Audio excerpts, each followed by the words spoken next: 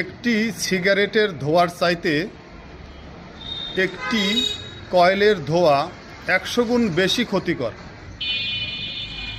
আপনারা দেখেছেন বিড়ির ধোঁয়াতে মশা কখনো পালিয়ে যায় না বা মারা যায় না, কিন্তু কয়েলের ধোঁয়াতে মশা পালিয়ে যায় বা মারা যায়।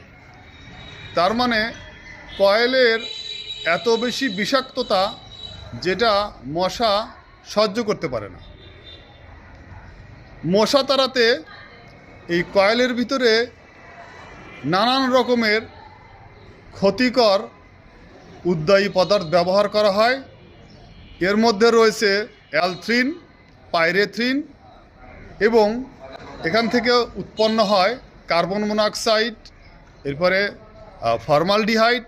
তাছাড়াও এই কয়েলের মধ্যে রয়েছে PAH বা polycyclic aromatic hydrocarbon, piperonyl butoxide, PM2, benzene, এরকম নানা ধরনের ক্ষতিকর রাসায়নিক পদার্থ, যেগুলো ধোঁয়ার মাধ্যমে আপনার ফুসফুসে গিয়ে ফুসফুসের কোষকে উদ্দীপিত করতে পারে এবং দীর্ঘদিন ব্যবহারের ফলে সেখান থেকে ক্যান্সারের মতো, ফুসফুস ক্যান্সারের মতো জটিল রোগ তৈরি হতে পারে।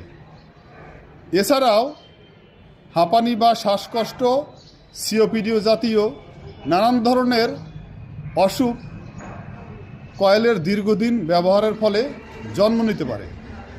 সুতরাং মশা তাড়াতে কয়েল নয়, যতদূর সম্ভব মশারি ব্যবহার করুন।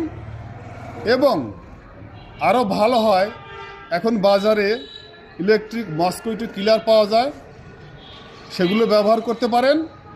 এবং আপনারা জেনে অবাক হবেন যে একটি গবেষণায় দেখা গেছে একটি কয়েল 75 থেকে 137টি সিগারেটের সমপরিমাণ ধোঁয়া উৎপন্ন করে, যা আপনার ফুসফুসে মারাত্মক বিষক্রিয়া করতে পারে।